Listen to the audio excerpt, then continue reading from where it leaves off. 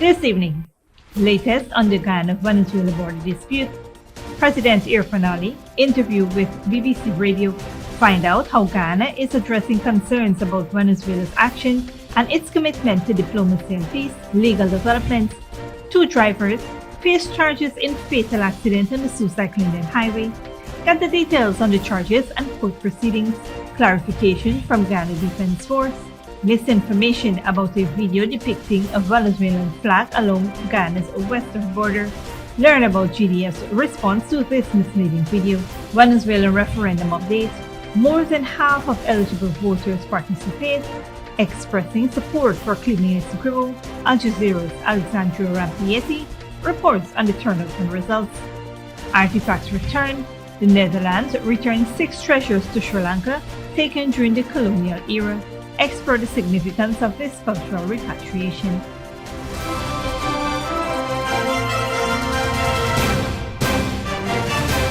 Welcome to this broadcast of Channel 2's Headline News Update for December 5th, 2023. I am Bibi Bacchus. Thank you for joining us. First up, President Dr. Mohamed Irfan Ali, in an interview with BBC Radio, emphasized Ghana's commitment to diplomacy and peace regarding the border controversy with Venezuela, but underscored that the country is on high alert. President Ali expressed serious concerns about the rhetoric, behavior, and attitude of the Venezuelan president and vice president, noting that their statements were not encouraging. The Venezuelan government held a referendum seeking approval for measures validating its claim to more than 2/3 of Ghana's territory. President Ali stressed that these actions threaten Ghana's territorial integrity and sovereignty and called on Venezuela to settle the issue through legal means, adhering to international law. The president assured that the government would spare no effort to protect Ghana's territory and people.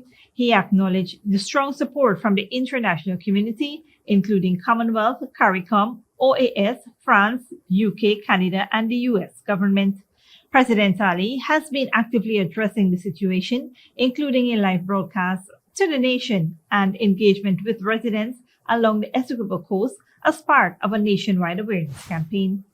Continuing our coverage of the ongoing border controversy, Attorney General Anil Nandlal emphasized that Venezuela's claim to 2/3 of Ghana's territory lacks support from history, international law, and substantive legal grounds. Speaking at a symposium hosted by the Bar Association of Guyana last evening, he refuted Venezuela's historical and legal basis for the claim, asserting that Essequibo was under Dutch colonial control before Venezuela's establishment. Nandlal dismissed Venezuela's posthumous memorandum, highlighting the lack of evidence to challenge the 1899 arbitral award. The Attorney General expressed confidence in the International Court of Justice's legally binding ruling and outlined agencies and bodies, including the UN Security Council enforcement, to ensure compliance. Also making the headlines, in a press release yesterday, the Ghana Defense Force stated that it wishes to clarify misinformation circulating on social media regarding a video depicting the hoisting of a Venezuelan flag purportedly replacing the golden arrowhead along Ghana's western border in Essequibo.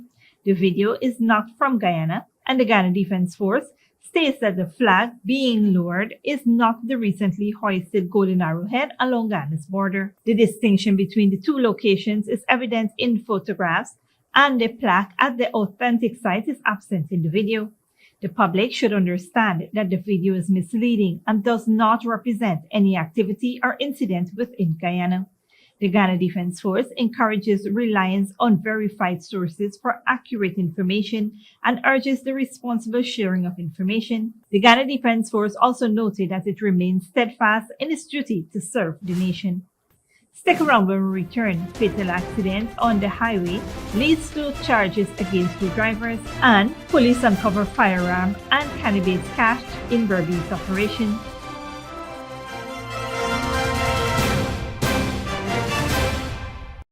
Giving you the best Christmas with Digicel. Digicel is bringing you the best deals, the best prices, and the best cash prizes. Hold on to your Santa hats because there's up to $50 million in cash to be won.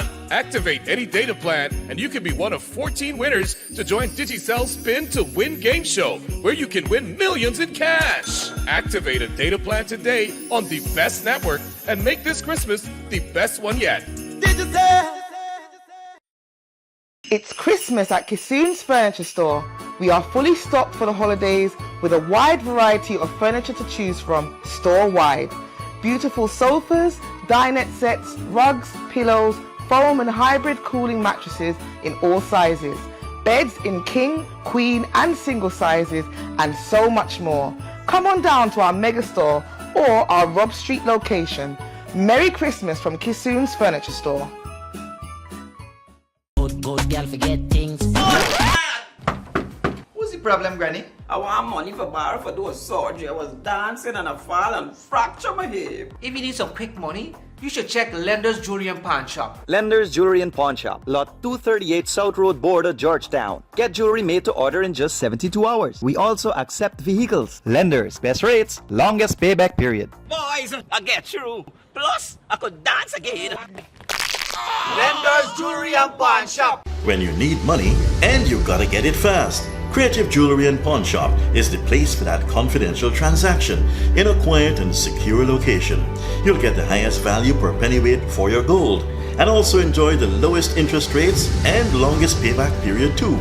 Yes, for that instant transaction to solve a pressing financial problem. That Creative Jewelry and Pawn Shop, 46 Boyle Place, that's between the Ministry of Housing on Brickdam and White Castle Fish Shop, be your first and only choice. Creative Jewelry and Pawn Shop, safe and sound, solid and secure, always there for you. Telephone 231-7878 and 223-8955.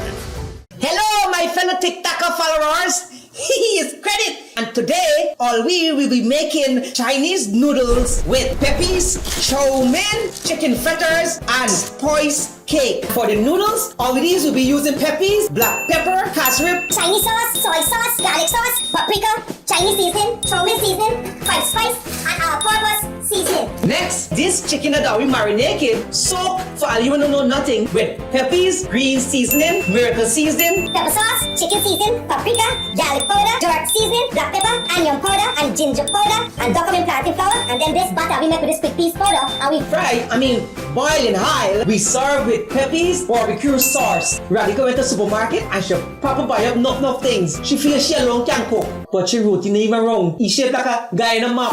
Peppies has a wide range of ingredients available at supermarkets nationwide. Peppies, we put the pep back into your kitchen.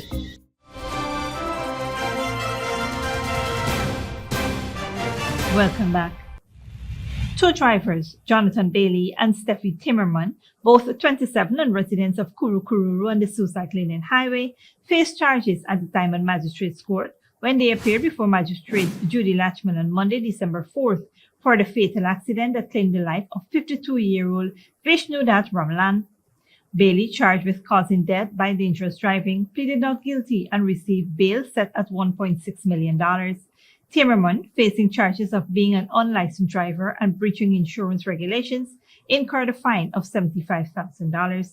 The court heard that on December 2nd, around 6:15 p.m. on the Suicide Lane Highway, Timmerman, while driving motorcar PMM 2014, attempted to avoid Ramalan, but inadvertently struck him with her vehicle's right side mirror. This collision caused Ramalan to fall into the pathway of motorcar PJJ 807, driven by Bailey.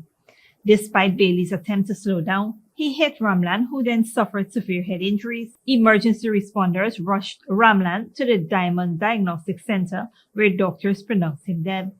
The police arrested both drivers following the incident. Both defendants are expected to return to court on December 28, 2023. The incident underscores the ongoing need for heightened awareness and adherence to road safety measures.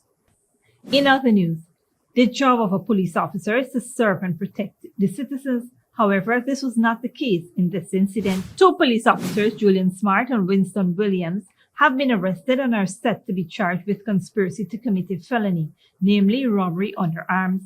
The arrest follows a robbery reported on November 29, 2023, where Chinese national Qi Li Lin was robbed of $8 million. Investigations reveal that Smart and Williams conspired with the main culprits in robbing the victim. Evidence points to Smart escorting the suspect to the crime scene and both officers in uniform and on motorcycles guiding the criminals to Rassville in South Georgetown after the robbery. The arrested constables were questioned and a file was sent to the police legal advisor, Mandel Moore, who recommended charging them based on sufficient evidence. The two were also suspended from duty. They were scheduled to appear in court today. Also, the hunt for the principal offenders continues. Headline News will bring you the updates as they unfold.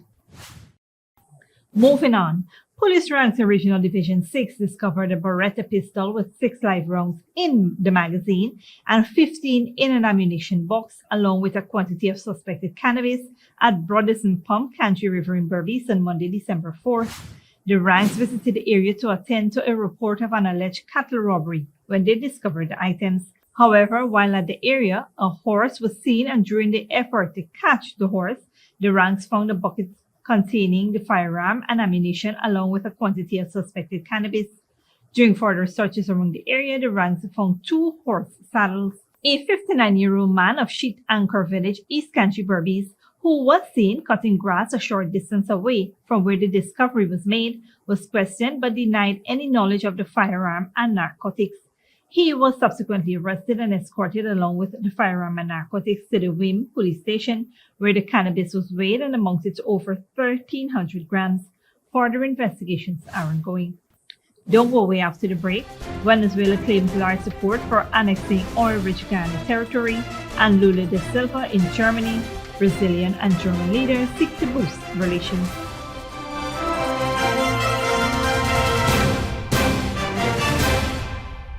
Giving you the best Christmas with Digital. This Christmas, it's all about the best. Digicel is bringing you the best deals, the best prices, and the best cash prizes. Get half off and a whopping 50 gigs of data when you purchase the Samsung A04 for just $14,000, the Samsung A14 for just $29,000, or the Samsung A24 for just $35,000. That's right, half off and 50 gigs of data. It doesn't get any better than this. So why wait? This Christmas, buy nothing but the best. Offer good while stocks last. Digital.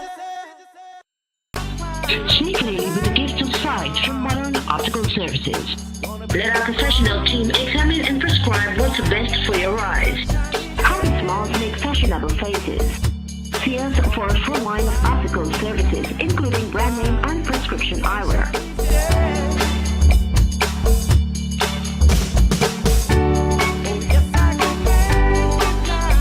Modern Optical Services, 316 Middle Street, Georgetown. Telephone 226-1082. Good girl forget things. What's the problem, Granny? I want money for borrow for those surgery. I was dancing and I fall and fracture my hip. If you need some quick money, you should check Lender's Jewelry and Pawn Shop. Lender's Jewelry and Pawn Shop, Lot 238 South Road Border, Georgetown. Get jewelry made to order in just 72 hours. We also accept vehicles. Lender's, best rates, longest payback period. Boys, I get through. Plus, I could dance again. Lender's Jewelry and Pawn Shop. When you need money and you gotta get it fast, Creative Jewelry and Pawn Shop is the place for that confidential transaction in a quiet and secure location. You'll get the highest value per pennyweight for your gold and also enjoy the lowest interest rates and longest payback period too. Yes, for that instant transaction to solve a pressing financial problem. That Creative Jewelry and Pawn Shop, 46 Boyle Place, that's between the Ministry of Housing on Brick Dam and White Castle Fish Shop. Be your first and only choice. Creative Jewelry and Pawn Shop, safe and sound, solid and secure, always there for you. Telephone 231-7878 and 223-8955. It's Christmas at Kissoon's Furniture Store. We are fully stocked for the holidays with a wide variety of furniture to choose from store-wide. Beautiful sofas, dinette sets, rugs, pillows, foam and hybrid cooling mattresses in all sizes. Beds in king, queen and single sizes and so much more.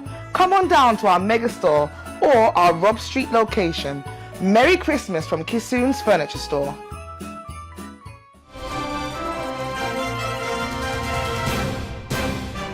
Welcome back. Now we take a look at what's happening in the region and around the world. More than half of eligible Venezuelan voters have taken part in a referendum that yielded overwhelming support for laying claims to Essequibo, officials in Caracas have said. More than 10.4 million out of 20.7 million eligible voters cast their ballots, National Electoral Council President Elvis Amoroso said to lay to rest initial doubts over the turnout. Al Jazeera's Alexandria Rampieti reports. A day after Venezuela's authorities said voters had overwhelmingly approved the takeover of an oil-rich region in neighboring Guyana, a victorious President Nicolás Maduro vowed to abide by the will of the people and attacked those, he said, were trying to undermine the results. To the right-wingers who support ExxonMobil, the financed right wing that supports the rights of Guyana and not those of Venezuela, I tell them we are moving forward. This referendum is binding and I will comply with the mandate of the people. The people's voice is sacred. The voice of the people is the voice of God. Venezuelan election authorities said 95% of the 10.5 million votes they have counted were in favor of creating a new Venezuelan state in the Essequibo, a densely forested region that Venezuela says was stolen when the border was drawn more than a century ago. But some Venezuelans remain skeptical. Everything they said is a lie, because I passed by several polling centers and everything was always empty. I don't know where they got that number of people who supposedly voted for the Essequibo. The government promoted the referendum for weeks, calling it an act of patriotism and using it as a way to gauge Maduro's support ahead of next year's presidential election. Venezuela's long claimed the area, but tensions only increased after large deposits of oil were found in 2015. On Monday, the U.S. State Department said it supported a negotiated settlement. We support a peaceful resolution of the border dispute between Venezuela and Guyana. The 1899 award determined the land boundary between Venezuela and Guyana should be respected unless or until the parties come to a new agreement or a competent legal body decides otherwise. This is not something that will be settled by a referendum.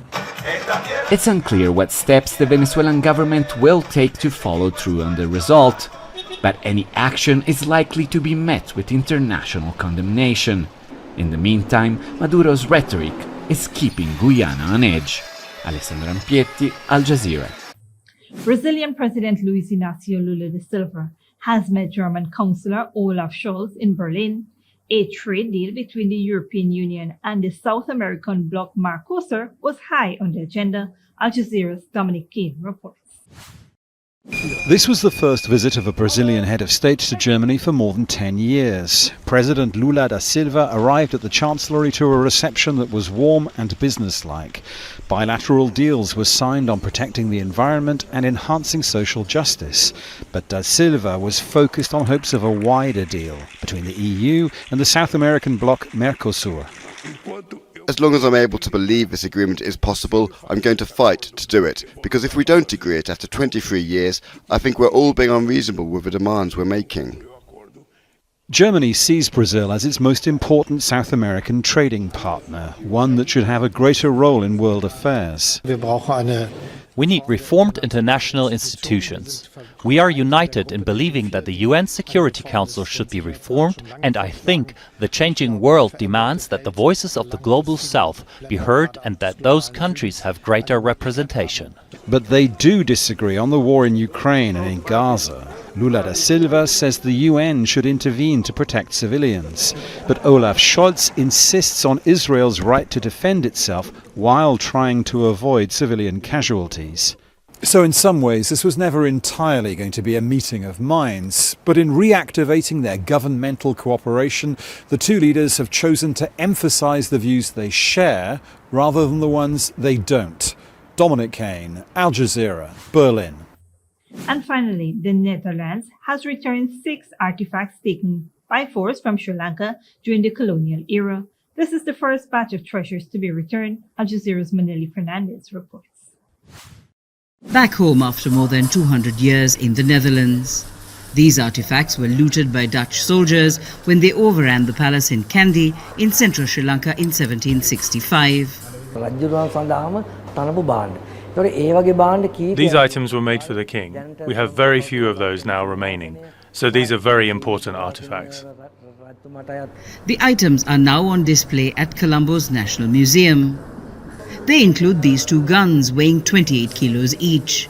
The mobile heavy artillery was used by troops of the Kandyan king to defend the city and the palace. The most eye-catching item of the collection is the Leuke cannon, named after the aristocrat who had it decorated for the king. So it is a very hybrid object. It was probably made in the Netherlands, then given to the King of Sri Lanka. Later it was embellished, decorated in Sri Lanka, and then given to the king again, and then it was taken away. Experts say most of the items were made in royal workshops of the Kandyan kingdom and are a testament to the skill of the artisans of the time. They are the first ever colonial artifacts returned by the Dutch government.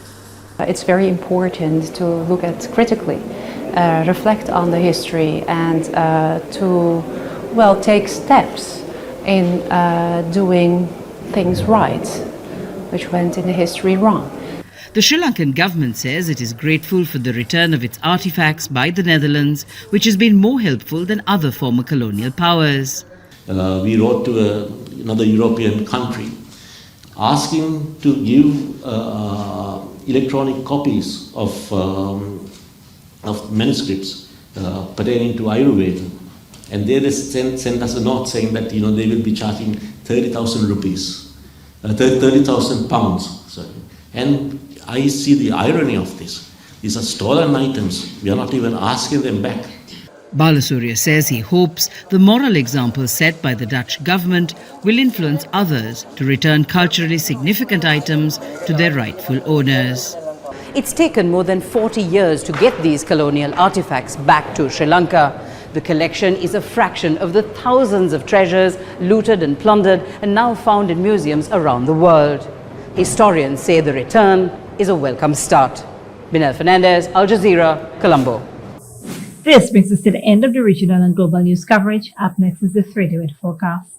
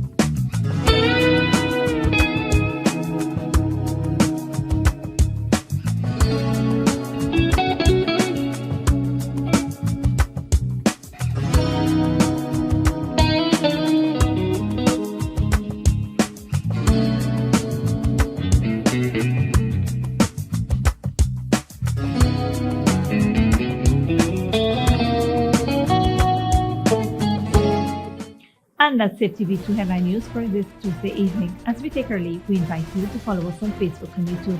You can tune in tomorrow at 6:30 a.m. for a rebroadcast and at 7 p.m. for more news. Until then, please take care of yourself and each other.